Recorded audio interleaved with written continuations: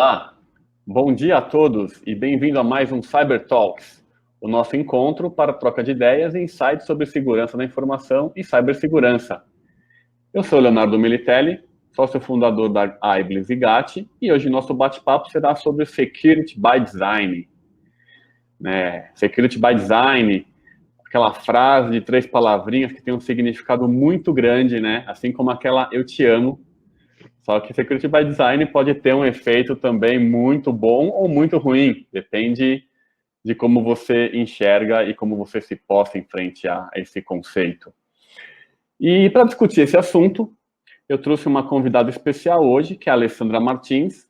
Ale Martins, uma mulher super empoderada, que faz acontecer na área de segurança da informação há bastante tempo, né? Não vou falar desde quando, para ela não se sentir ofendida, nada disso. Mas a Ale tem uma bagagem muito extensa em segurança da informação, passou por infraestrutura, SDLC, fábrica de testes, DevSecOps, e também atualmente está bastante envolvida com o tema de privacidade. E eu fico muito feliz, Ale, de ter você aqui conosco, porque você é uma mulher empoderada, algo que eu acredito muito e tenho apoiado diversas causas, como a ONCE, para ter essa inclusão também aqui conosco. É muito legal. E vale lembrar que a Lê, né, é uma daquelas super mulheres, né, Mulher Maravilha, super heroínas. Ela atua hoje como vice-presidente do Instituto Brasileiro de Segurança e Proteção e Privacidade de Dados, é palestrante em diversos eventos de dev e segurança, além de também coordenar alguns eventos. Ale, muito bom dia, um prazer ter vocês aqui. Vamos bater um papinho aí sobre segurança em aplicações e Security by Design.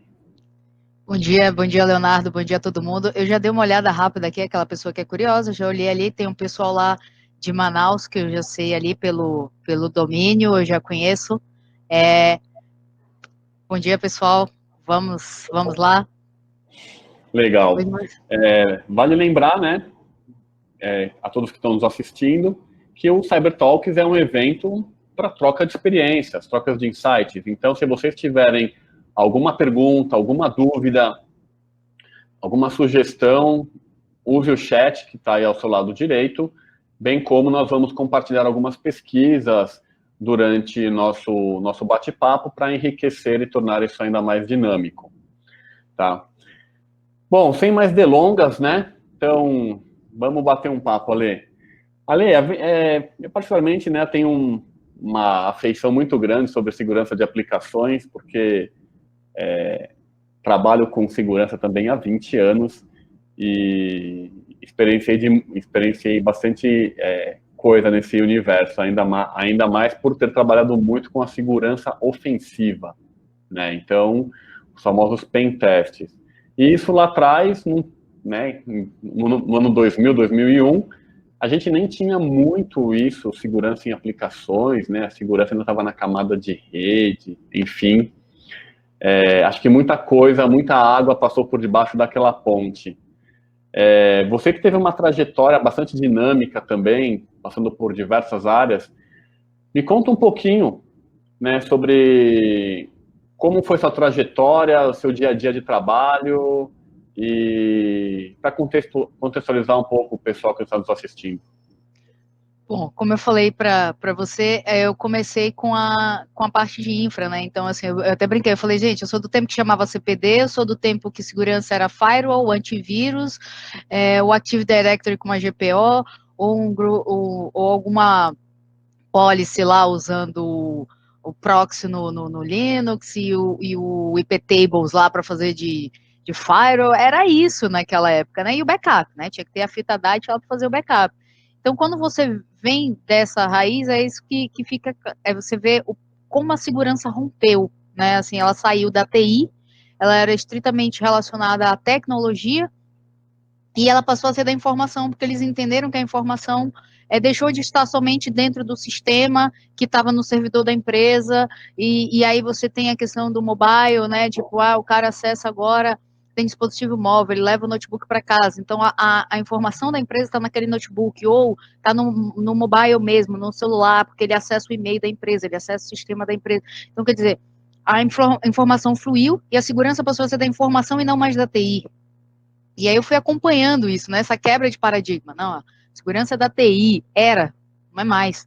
Ela é da informação, e a informação hoje, eu até brinco, está na cabeça das pessoas. As pessoas também, determinados cargos, inclusive, são ativos de informação, porque a gente não chega lá com o cara e diz assim, então, você vai entrar na empresa agora, a gente vai fazer um upload aqui em você, das informações, você vai sair, peraí, a gente vai fazer um download, você está saindo da empresa, a empresa vai baixar as informações que você tem dela e agora você pode sair, né?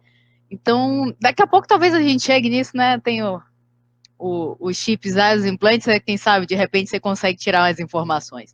Mas, assim, brincadeiras à parte, hoje é muito mais complexo falar de segurança, né? E eu acompanhei isso no começo como entusiasta, né? Comprei vários livros, comecei na área como curiosa, depois comecei a trabalhar, comecei a fazer curso, comecei a fazer certificação. Na verdade, certificação foi desde sempre, né? Acho que o meu primeiro foi de CCNA, da Cisco, na época, de redes. Mas aí o pessoal já dizia que eu não era normal. Falou assim, não é normal. Como assim? Alguém já entra em redes fazendo CCNA da Cisco? Eu falei, sim, cara, se a gente vai fazer, vamos fazer o negócio direito, né? O negócio começar bagunçado, não dá. Então, muito bom. Foi isso. Muito bom.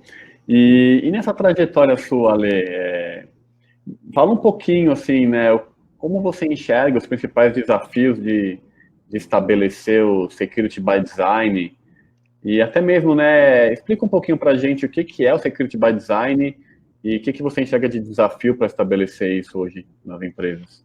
Essa questão do Security by Design é engraçado, né? Porque, assim, quando você pega a lei, a GDPR, e quando você pega a nossa lei, eu ouvi de advogados aqui no Brasil, veja bem, a nossa lei não fala sobre isso. Eu falei, não? Eu falei, veja lá, inciso 2, artigo 46, lá, segurança do início ao fim. Eu falei, isso é Security by Design. Só que não ia estar na lei escrito assim, Security by Design, né? Porque você está no Brasil e tal.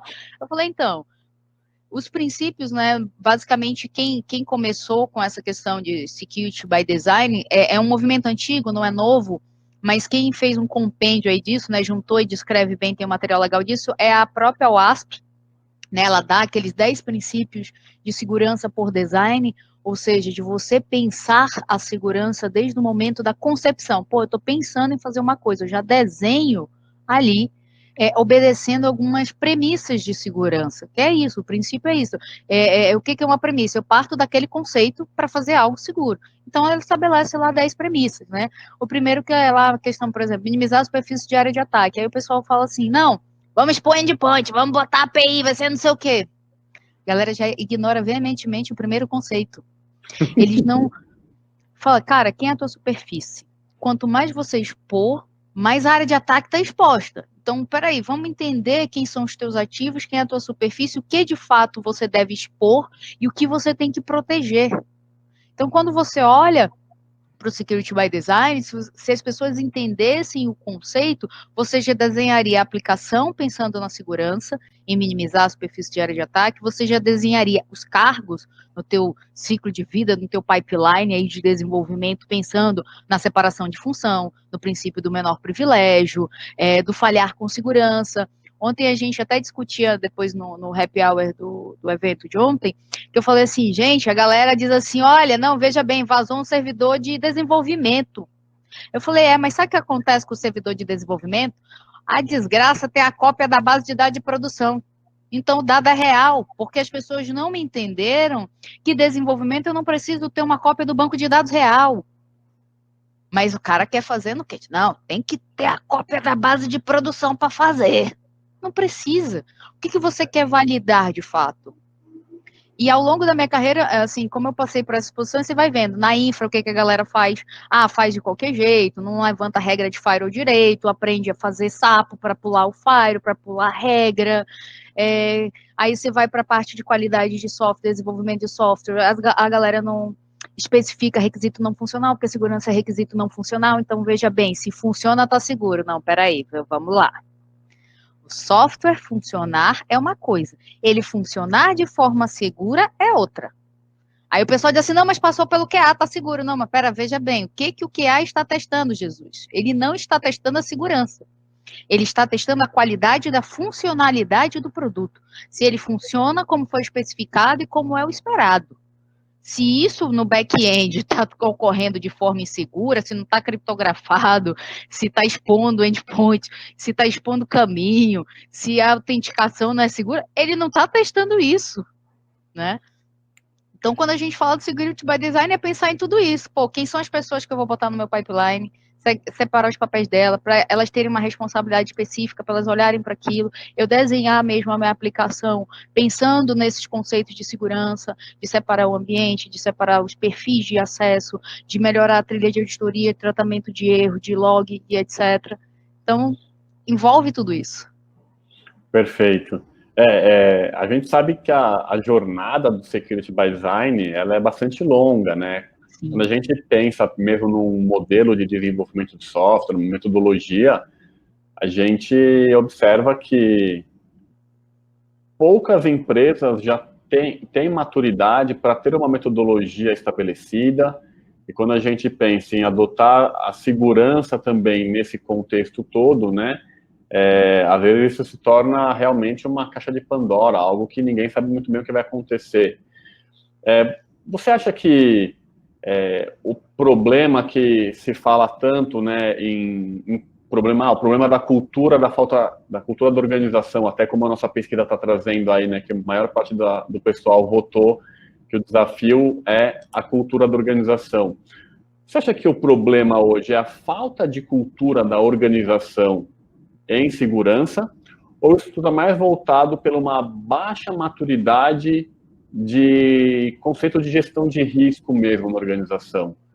Porque eu ouço muito envolve as duas coisas. Eu acho que o pessoal hoje joga muita pedra. Não, a empresa não tem cultura de segurança. As pessoas não têm cultura de segurança. A pessoa é o mais fraco, porque se as pessoas tivessem conscientização, tudo seria mais fácil. Mas eu vejo que existe uma bola dividida, talvez em mais de duas partes, que não é só a cultura de segurança, é uma cultura que abrange em outras questões, cultura de gestão de risco, cultura de gestão, propriamente dito, das empresas, né? O que você acha disso? O que você tem a falar para a gente sobre isso? Eu até estava brincando, a gente discutindo ontem a história da pele da LGPD, que eu falei assim, vocês não me ouviram, rapaz, eu estou falando que nesse circo chamado Brasil, cantei a pedra já tem mais de um mês, eu falei, meu irmão, essa lei ainda vai passar esse ano, pode até promulgar a multa para o ano que vem, mas a lei ainda vai passar esse ano e vai ter nego correndo da sala para a cozinha. E aí, pegando esse gancho, é isso, é porque assim, primeiro tem a questão cultural, né, peraí, vamos ver, alguém vai brigar comigo, me punir, me multar, ficar no meu pé se eu não fizer isso? Vai, então eu vou fazer, né? Você já tem uma cultura da reatividade e não da proatividade, primeira coisa. Segundo, aí você vai esbarrar na questão cultural da empresa como um todo, cultural no sentido de falta de governança, né? Que aí a falta de governança vai resultar em uma gestão de riscos ruim, falha, ou como a gente estava discutindo ontem no happy hour, para inglês ver, o cara faz uma gestão de risco ali meia boca, para na hora que chegar a auditoria dizer, tá aqui eu fiz a gestão de risco, tá aqui o risco, tá aqui meu plano de ação, é isso. Mas se você auditar aquela parada a fundo, o cara não faz aquilo, ele não faz uma gestão de provedor do jeito certo, ele não, o que ele faz? Por exemplo, gerenciamento de risco de terceiros, né, de provedores. O cara manda um questionário pro provedor. E aí, o que o provedor te respondeu? Ele junta lá tudinho, faz um consolidado da resposta do provedor e diz assim, olha, nesse gráfico bonito aqui, nossos provedores estão assim, o risco é esse tal, pai gol. Acabou. Ele não audita o cara, ele não confere documento. Eu passei por isso num cliente, foi muito engraçado, porque eu pedi uns documentos, o cara falou, mas por que você está pedindo esses documentos? Já tem um contrato assinado, é SAIS. Eu falei, sim, meu querido, é o seguinte, você já ouviu falar na lei? Pois é, eu preciso, não só que você me responda as perguntas, que você me evidencie que o que você me respondeu no questionário é verdade, porque na hora que der um ruim, eu vou com o questionário, eu vou com a evidência que você me deu, fazer uma auditoria em você, e ver se aquilo que você disse que você faz, existe. Entendeu? Então, assim, tem a questão cultural de segurança? Tem a questão de riscos? Tem, mas principalmente eu vejo que é um problema de gestão, de visão de gestão. Hoje, o que você tem? a gestão é orientada, porque a gestão não quer ver isso, a gestão quer ver número. Meu patrão é o seguinte, se você não parar de ver número um momentinho, você não vai ver número mais nenhum, vai ser tipo assim, vai dar um ruim tão grande que não vai ter número para você ver, a não ser depois assim, vai ficar negativo o negócio aí, né? Depois da vírgula para lá, vai ficar bem. Então, é complicado isso, assim, a gestão tem que ter consciência. Primeira coisa, eu preciso olhar para os riscos, sim, e eu preciso olhar para a segurança, sim. E para isso ser feito, para eu ter conformidade, compliance, todo mundo tem que estar na mesma página. Então, normalmente é assim, tem um mais desesperado na empresa e tem um outro que está lá de boa. Não, isso aqui não é com a minha área, não, isso aí é com a área do fulano ali, então eu estou tranquilo. Ele acha que ele não tem responsabilidade sobre aquilo, porque não estão todos na mesma página.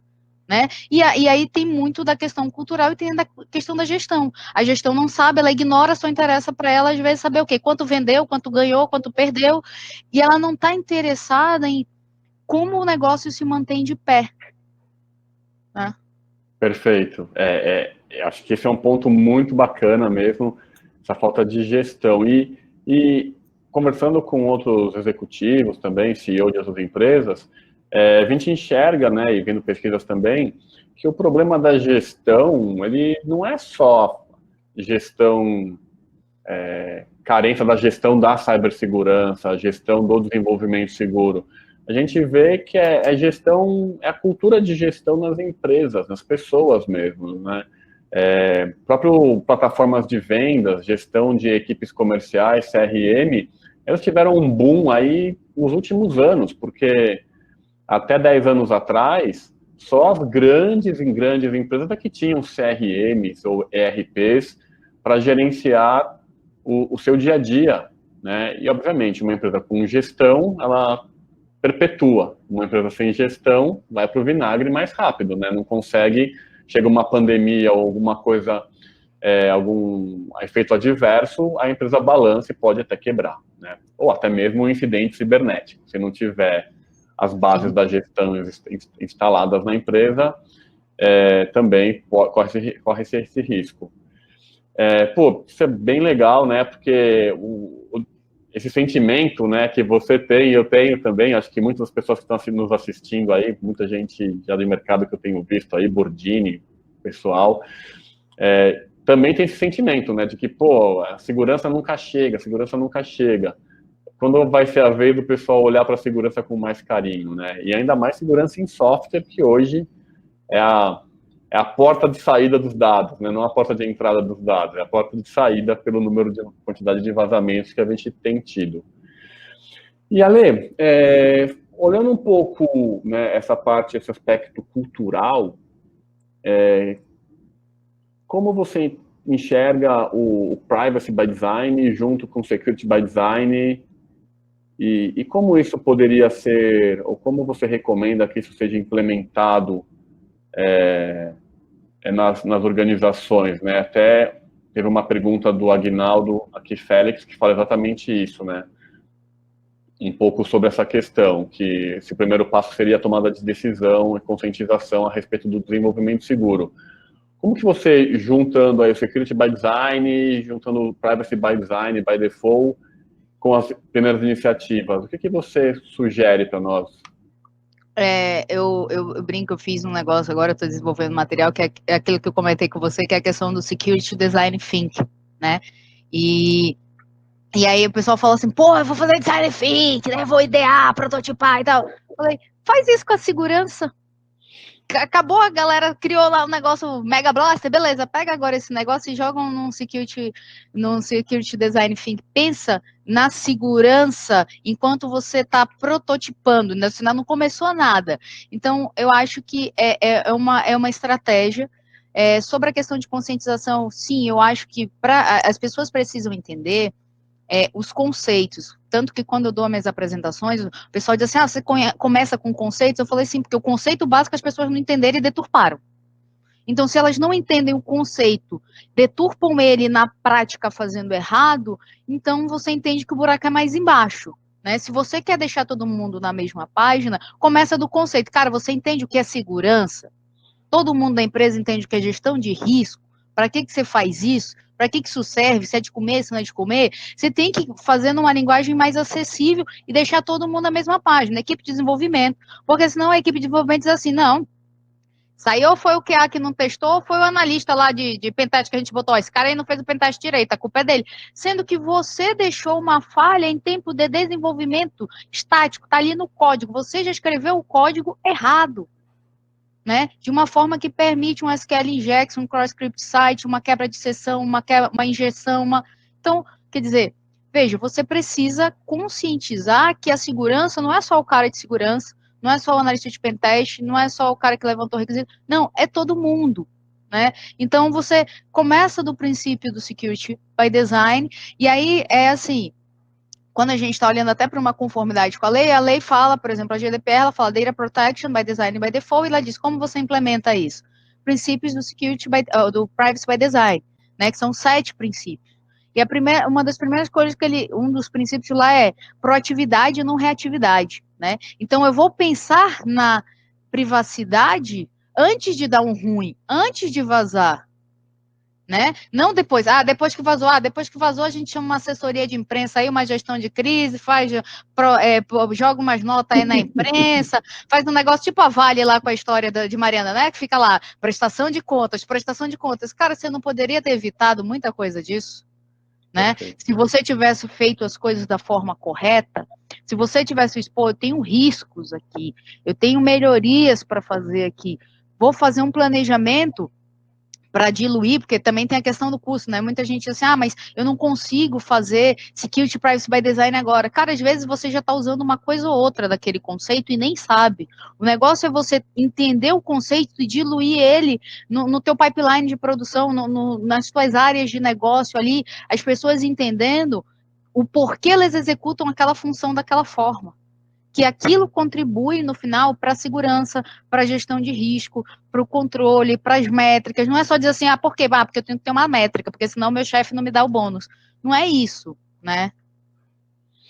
Perfeito. Não, E acho que você colocou muito bem, né? E acho que isso vem um pouco também por conta um pouco desse nosso hábito, ou até a cultura de muitas organizações, que não existe essa questão do falhar com segurança, né? Princípios aí de agilidade também, né? Ele é muito a cultura ainda do achar um culpado, né? Achar o culpado para apontar, para cortar a cabeça, para responsabilizar pelo problema. E quando a gente olha isso sistemicamente, né, como um processo da organização, como um time, enfim, a gente entende que a falha é muito mais no processo, né? Por não ter processos estabelecidos, acontece isso, né? E aí, voltando até um pouquinho quando eu falei sobre metodologias e tudo mais, tem muita empresa que não tem, que é a fábrica de software, mas não tem uma metodologia clara de desenvolvimento de software. Não tem um CMMI, não tem nada. Não tem um modelo de maturidade. Não tem nada. E aí, como que quer evoluir? Como que quer fazer gestão de risco, seja um risco funcional ou um risco de segurança, né? Então, vejo que é um problema realmente que existe, essa falta de conscientização, e acho que aos pouquinhos a gente consegue quebrar. Você tem alguma fórmula mágica hoje para quebrar objeções, sensibilizar a empresas ou gestores da área de desenvolvimento para comprar a ideia? A gente começa a listar os vazamentos, né? Você tá vendo isso aqui? Olha, da Natura vazou ontem lá a história do S3 na Amazon. Sabe o que é isso aqui? Falhou lá quando você olha o stop tem risco da hora. Falhou o quê? Falta de configuração de segurança. Falhou o quê? Princípios básicos. Por quê? Porque normalmente até recebi um e-mail agora, eu estou escrevendo um artigo para o pessoal da RSA, e aí eu estou falando justamente da questão do DevSecOps, né? Do Security by Design, né? Para uma jornada DevSecOps. Então, como é que eu olho para esses princípios para eu criar realmente um processo utilizando o DevSecOps? Quer dizer, o que acontece muitas vezes? Eu brinco que no Brasil o pessoal pegou o livro do Jeff Sutherland lá, né? A arte de fazer o dobro na metade do tempo. No Brasil virou a arte de fazer o triplo com a metade das pessoas. E aí o cara ainda diz assim, é ágil. Se você não fizer, você não é ágil, cara. Você é anti-ágil, não. Que é isso aí? Pô, e o pessoal acha que ágil é aquele bagulho que você pede assim, é para amanhã, tá? Go, Ross. Ou então, assim, não tem planejamento, não tem documentação. Não, cara, agilidade não é sobre isso. Ao contrário, agilidade é sobre disciplina. Então, o que acontece? A fórmula mágica é você mostrar erro. Por exemplo, a Boeing, lá, aquele caso da Boeing, dos Boeings que caíram, 737 MAX e tal, beleza. Aquilo foi falha de software. Quer dizer, olha o tamanho do prejuízo quando você... Realmente, foi só falar do Boeing e caiu tudo aqui. Estamos tentando restabelecer aqui a conexão também com a Lê.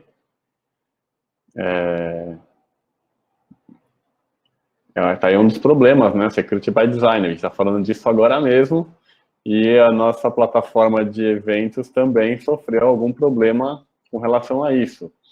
Estava tendo aqui o problema do Security by Design, estava dando uma tela de bad gateway, enfim, deu algum probleminha aí com a plataforma dele. Exatamente, Dilson. Malditos hackers, né? Sempre eles. Todos esses culpados, esses hackers. Né? Bom, vou aguardar aqui mais um minutinho, pessoal. Desculpa por essa interrupção. Desculpa, gente. A letra voltou aí. Foi um problema de tecnologia, gente. Foi um problema meu com a Alexa aqui, é que ela tem um horário para desligar determinadas tomadas. E ela pegou e desligou. Eu esqueci de tirar a programação dela desligar a tomada do notebook.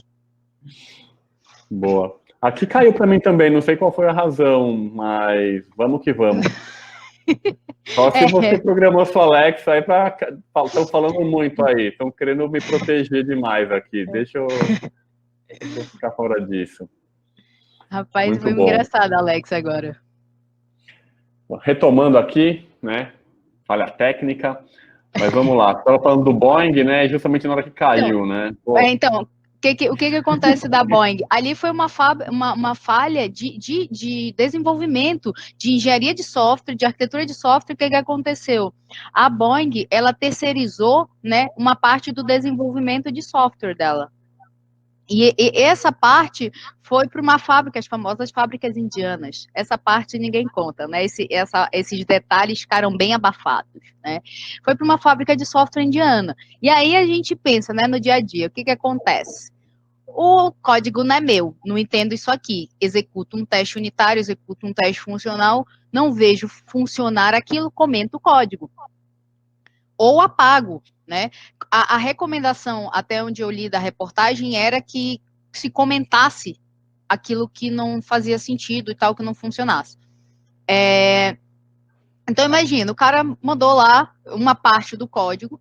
Detalhe, você está falando de um sistema crítico, as pessoas esqueceram detalhes sobre desenvolvimento de sistema crítico. Um sistema de avião é um sistema crítico, é diferente de eu desenvolver um software, um Facebook, o buscador do Google cair. Beleza, ninguém morre se o buscador do Google cair. Mas veja, se o software do avião falhar, caiu, morreu um monte de gente.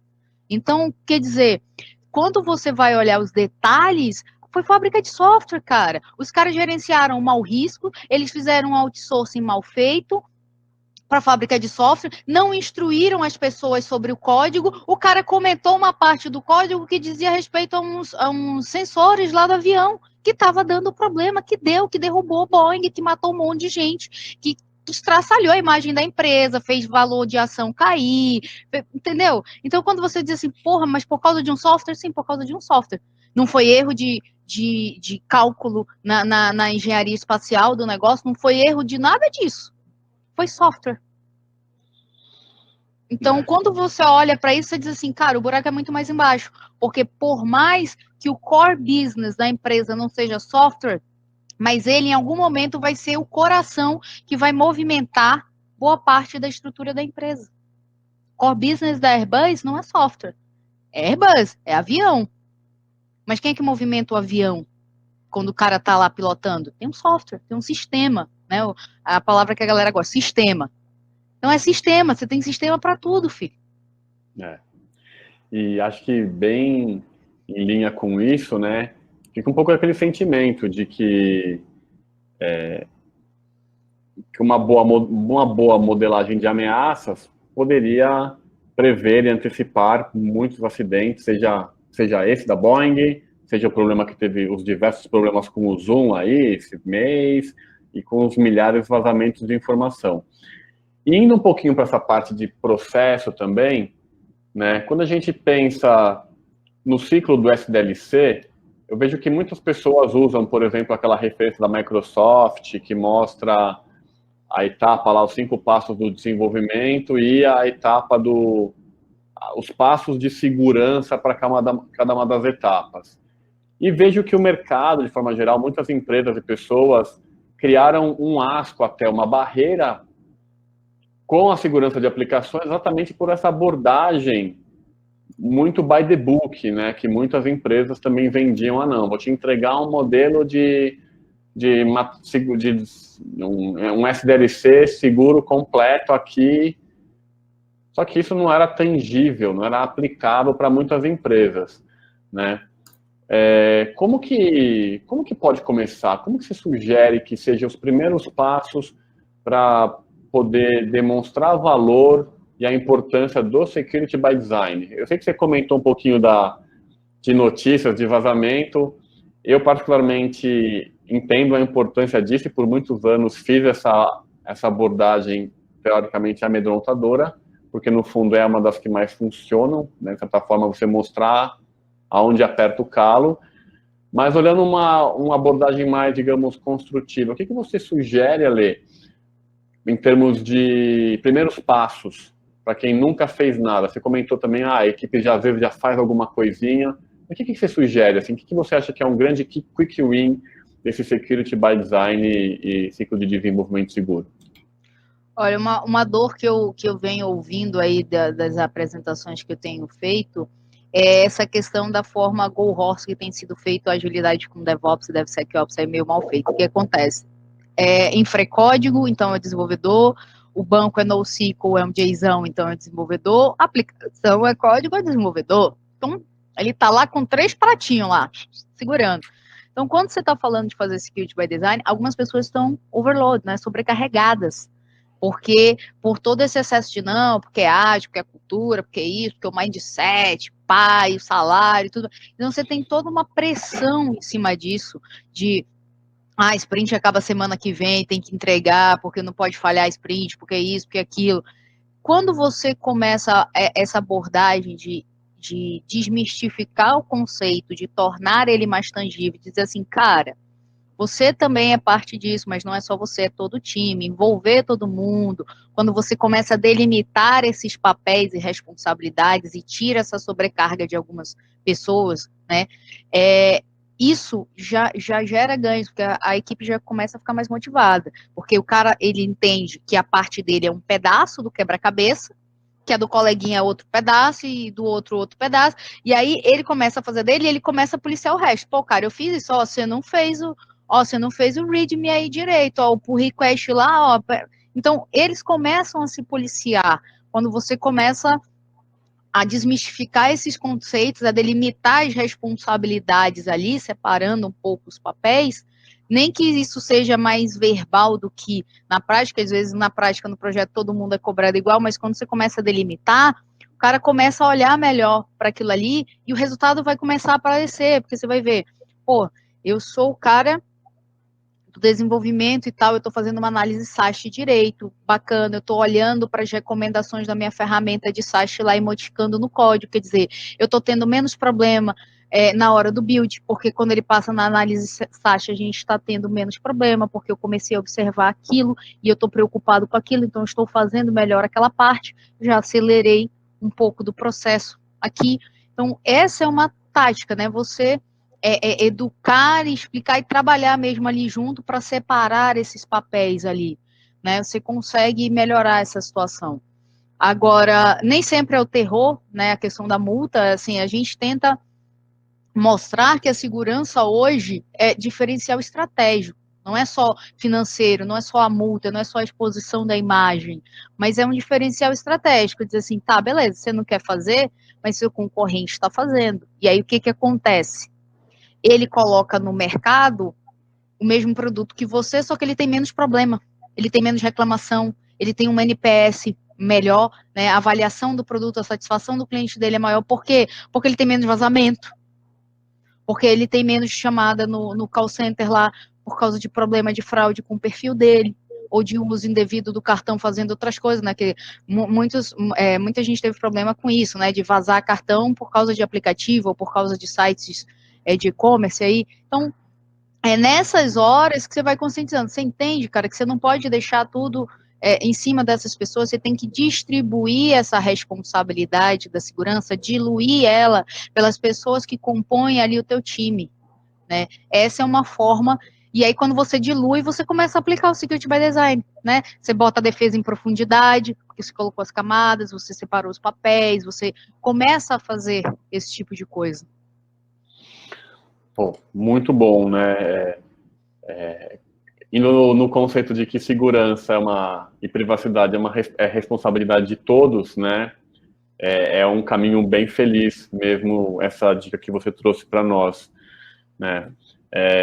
O pessoal fala muito, né, de ter o tal do Security Champion, ou ter ainda, algumas empresas ainda enxergam a segurança como uma responsabilidade e uma obrigatoriedade somente da área de segurança. Eu acho que a lei vem ajudando, a lei de privacidade e até esses vazamentos todos, de certa forma, acaba ajudando a disseminar que é exatamente isso que você falou, né? Que tem que diluir entre os times, que a segurança tem que estar em cada frente de desenvolvimento nova, né? Mas tem sido um desafio, né? Acho que como você enxerga? O processo está mais lento do que deveria, esse processo no mercado? No Brasil é mais difícil, porque as pessoas, é aquela história do culpado, a gente tem, aí vai a história do mindset, né, de mudar a mentalidade e a sua forma de pensar. Como é que funcionou no Brasil até hoje? Culpa, quem é a culpa? Aquele, demite. Então, a partir do momento que você dilui a responsabilidade, você também dilui a culpa. Então, se falhou em um ponto da tua cadeia aqui, não falhou só naquele ponto, falhou em outros pontos da cadeia, porque um ponto completa o trabalho do outro e verifica. É um double check, eu faço a minha parte aqui, mas para eu começar a minha parte, eu checo se o outro me entregou os pré-requisitos que eu precisava. Se ele me entregou, eu faço. Se ele não me entregou, eu devolvo para ele, ó, faltou tal coisa. E aí você segue. Então, na hora que você dilui a responsabilidade, você também dilui a culpa. E aí fica mais difícil para o cara dizer assim, então, acho que a gente vai ter que demitir o time inteiro de desenvolvimento, porque... Entendeu? Perfeito. E aí não tem um culpado mais. Você tem um time inteiro a dizer, meu filho, seu processo falhou, e falhou miseravelmente, distribuído aí. Um cara não fez, o outro não viu, o outro passou por cima e o outro levou para produção. Então o seu processo falhou miseravelmente. Perfeito. É mais um problema de entrega, de falta de alinhamento mesmo do processo, seja lá um OKR, um objetivo, do que falhas individuais, né? É importante que a gente tenha sempre esse olhar sistêmico. E aí você quebra esse paradigma de dizer, não, a culpa é do fulano. Ou a culpa é da segurança que não fez direito. Demite todo mundo da segurança, contrata de novo. Não, cara. Né? Se cada parte comprova o seu do que é do dia, eles não, meu checklist de atividade, eu executei isso, fiz isso, fiz isso, fiz isso. Passei para a próxima parte. A próxima parte pegou o bastão lá, tinha que fazer isso, isso. Opa, ela não fez essa parte aqui. Então, no momento que você começa a fazer isso, você dá visibilidade que a responsabilidade é compartilhada, você dá visibilidade que as pessoas têm um papel ali importante, que elas não podem simplesmente dar um bypass, porque isso aqui é chato, não vou fazer não, porque mandaram fazer, mas eu achei que é chato, eu não vou fazer. Não dá para ser assim. Né? Perfeito. E, Ale, no contexto do processo de desenvolvimento de software, o que você sugere para o pessoal começar, né? Acho que os primeiros passos são sempre os mais dolorosos, às vezes não saber como começar ou com quem contar. Você comentou um pouquinho da OWASP, de algumas ferramentas, né, de documentação. O que você sugere hoje, assim, para começar, pensar grande, obviamente, mas começar pequeno, em cada uma das frentes durante o ciclo de desenvolvimento? Você sugere algumas ferramentas, alguma coisa assim? Assim, a OASP tem um vasto material, né, inclusive gratuito. A grande questão é inglês. Esse é um outro problema que eu vejo no nosso mercado, né? A gente está falando de profissionais que não entendem nada de inglês. Eu fico entendendo, what the hell, Jesus? Como assim? Como assim a pessoa entende? A pessoa entra para IT, né? Porque TI é inglês, em português, em inglês é IT, né? Ela entra para a tecnologia da informação. Ela fala download, mas ela não sabe inglês. Ela fala upload, mas ela não sabe inglês. Como assim, né? Então eu já vejo um problema daí, porque normalmente a maior parte dos melhores materiais estão em inglês. Demora um tempo para traduzir para o português, né? A questão da OASP eu acho muito válido mesmo, assim, porque é gratuito, você pode começar lá, olha, a OASP diz para você quais são os top 10 riscos dela, né? E aí você vai lá para, beleza, ó, quais são os principais riscos? Ah, esse aqui. O que eu desenvolvo? Ah, eu desenvolvo mobile. Ela tem lá os 10 principais riscos para mobile. Ah, eu estou falando de IoT. Ela tem o de IoT. Ah, eu trabalho com API. Tem o de API. Ah, eu trabalho com cloud. Tem o de cloud. Então, ela tem, e isso ajuda a te nortear. Né, quando você olha os riscos gerais, eles são feitos, aqueles 10 riscos gerais, comparado com os incidentes que ocorrem. Né? Eles fazem uma análise aí dos principais incidentes, e aí eles saem com aqueles 10 principais riscos. Veja, SQL Injection já tem mais de uma década, gente, e continua tendo problema de SQL Injection. Então, assim, você vê que falta o básico, e é uma coisa que está lá gratuita, só que está em inglês. O cara tem um trabalhinho ali, pelo menos, para entender. A outra questão é, quando você falou lá do modelo da Microsoft, as pessoas desconhecem, por exemplo, que quando você está falando de ciclo de vida de desenvolvimento seguro, você tem 9 modelos de maturidade. Não existe só a Microsoft. Tem o do CMMI, tem o BSIM, tem a SANS, que você tem 9 modelos para você desenvolver, né, pensar ali seu ciclo de vida de desenvolvimento seguro. Ah, peraí, qual é o modelo que tem melhor aderência à minha empresa? Não precisa ser goela abaixo, by the book, não é a Bíblia, né? Eu brinco assim, eu falo, cara, o problema é que a galera quer pegar um negócio que nem a Bíblia, ali é o testemunho de Jeová, não, tem que ser do jeito que está aqui, senão não tem a salvação. Não é assim. Você tem que adaptar aquilo ao contexto da tua empresa, né? Porque ela tem riscos que ela pode ou não estar suscetível. Então ela vai dizer, pô, beleza, o modelo da SANS tem essas fases aqui, essas atividades macro aqui por essas fases, faz sentido eu adotar algumas, não necessariamente todas.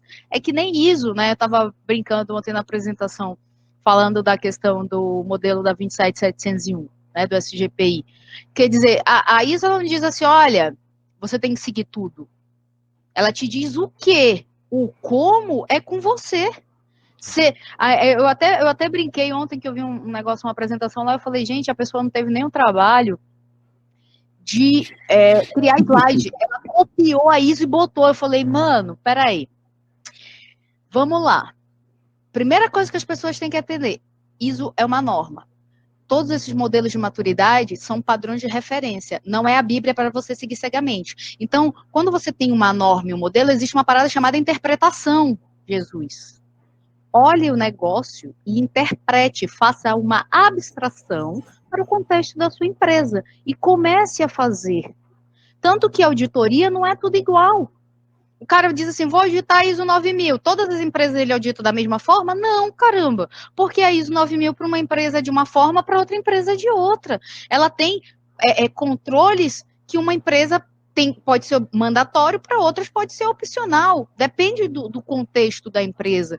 Então, o pessoal tem um problema, eu vejo um problema maior aí de interpretação e abstração. O cara quer pegar e seguir que nem, sei lá, que nem o profeta. Tipo isso. Muito bom.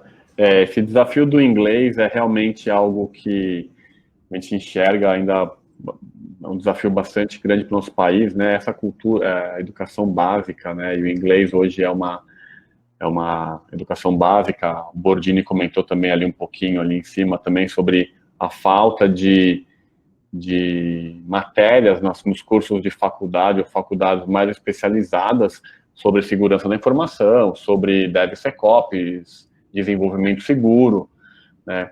Quando a gente pega a própria MPS BR, né, não fala muito sobre segurança ali, né? O CMMI começou a falar agora, acho, na versão 4, também não Mas o tenho... CMMI tem um modelo de desenvolvimento seguro, ele tem. Só que é um pouquinho mais complicado, mas ele já tem, não é de agora, já tem um tempinho. Perfeito. E a gente vê um desafio bastante grande nisso, né?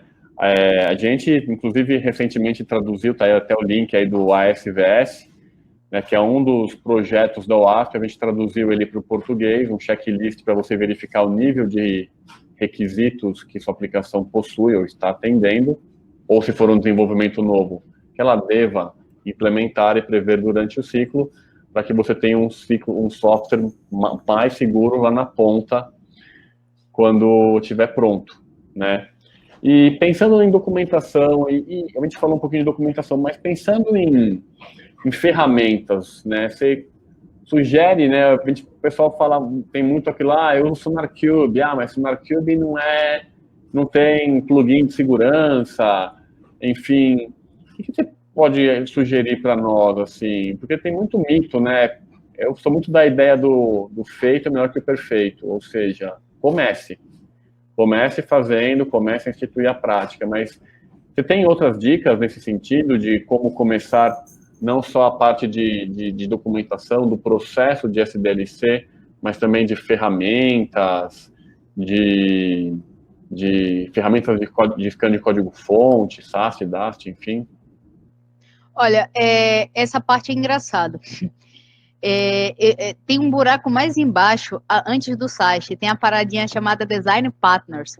Quando eu fiz uma palestra em 3 TDCs, eu acho, ano passado. Eu fiz nos 5, né? Eu estive nas 5 edições de TDC, mas se eu não me engano, em 3 eu falei sobre a questão de code smell e métricas de qualidade de código, né? E aí a gente entra na questão do Design Partners.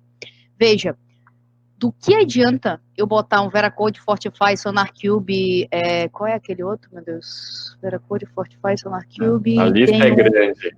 A lista é tem grande. vários, tem muitas ferramentas, mas teve uma que eles melhoraram ela bastante, eu esqueci agora, é o pessoal até acho que aqui no Brasil quem representa, Checkmarx, lembrei, Checkmarx.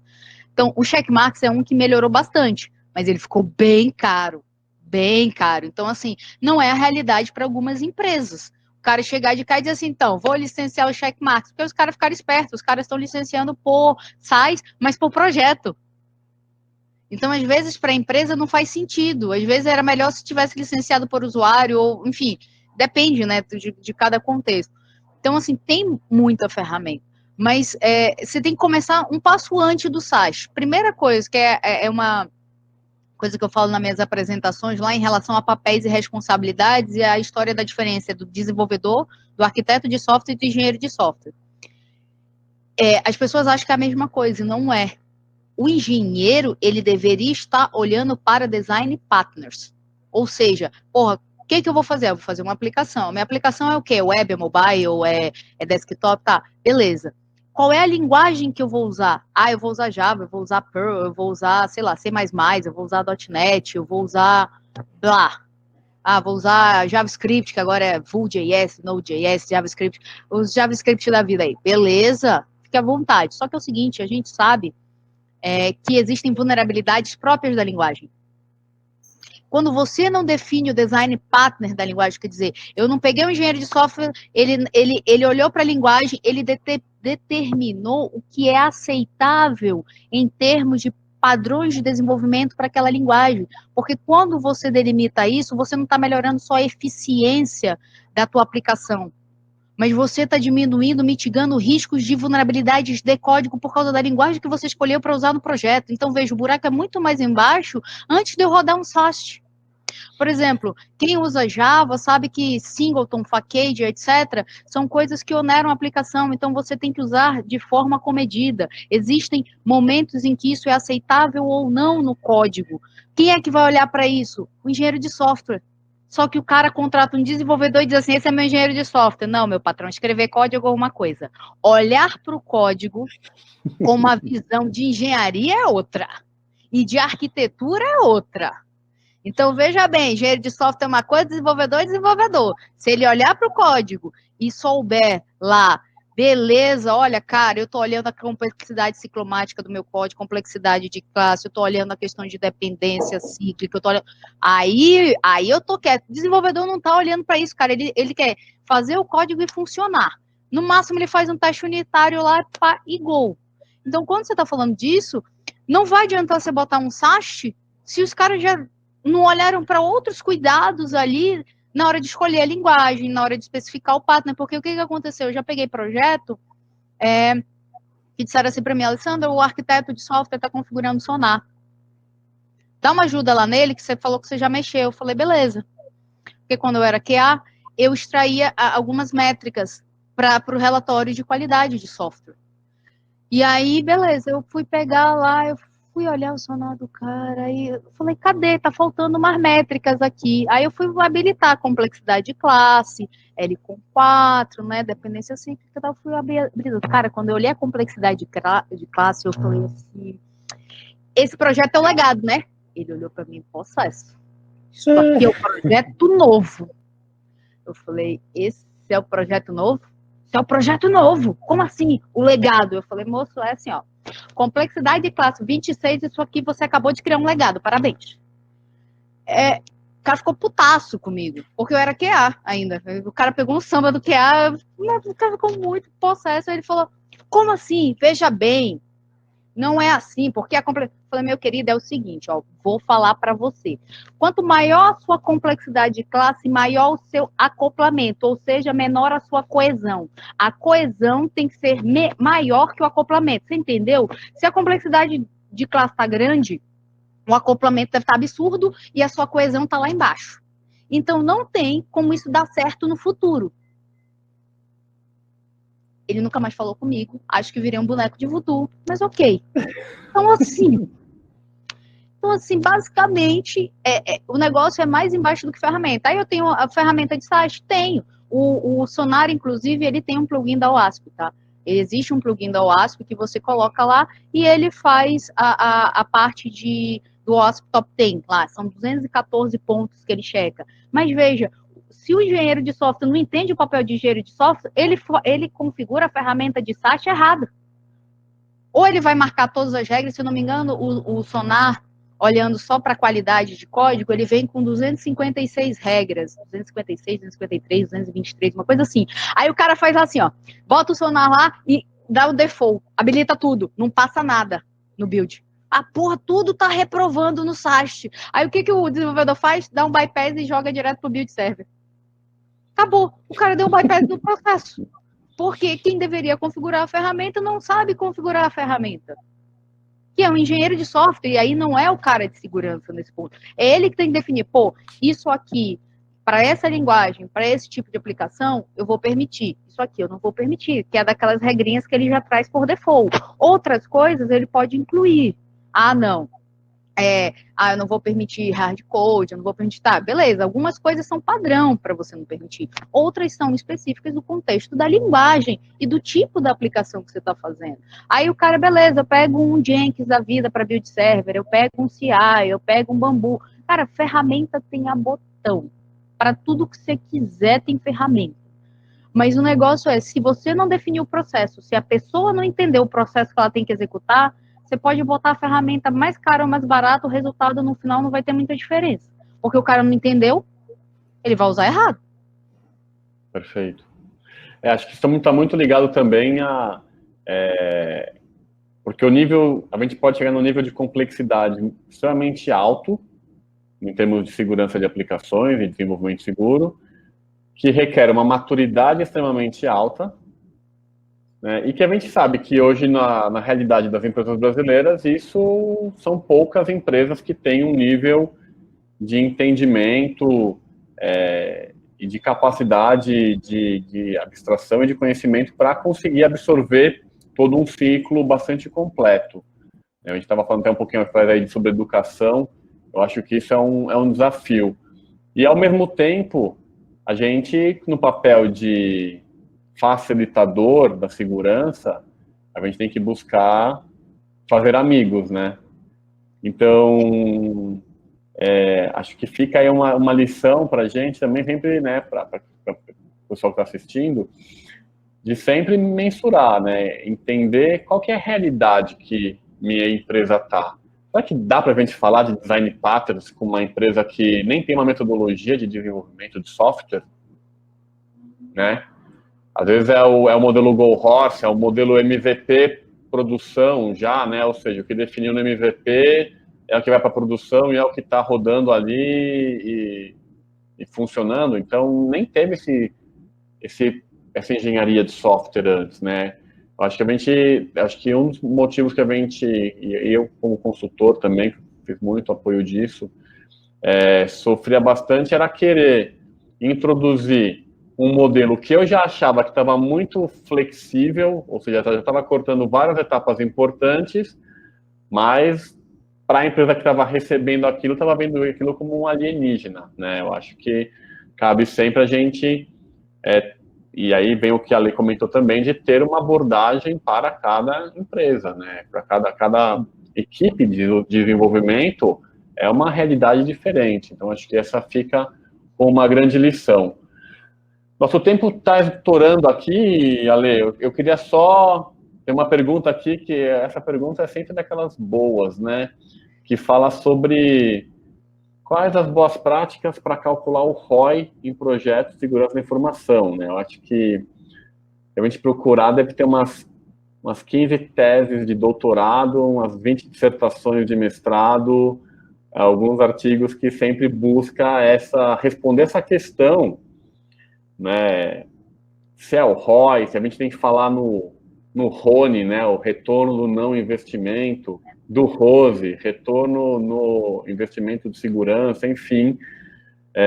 Você tem alguma fórmula mágica aí, alguma dica, Ale, para Tem como uma coisa poder... que eu aprendi, como QA, é a história do custo da falha, né? O custo da falha. Quanto antes você descobre a falha, e aí por isso toda a questão de você estabelecer um processo de desenvolvimento, um ciclo de desenvolvimento, atividades padrões ali e papéis para cumprir aquelas atividades durante o desenvolvimento. Que ele diz o seguinte, a regra de Myers, né? A regra 10 lá de Myers, que diz assim, ó, o custo da falha, quanto antes você descobre, é menor. Quanto mais tarde você descobre, você vai multiplicando ele, né? Então, você já começa daí.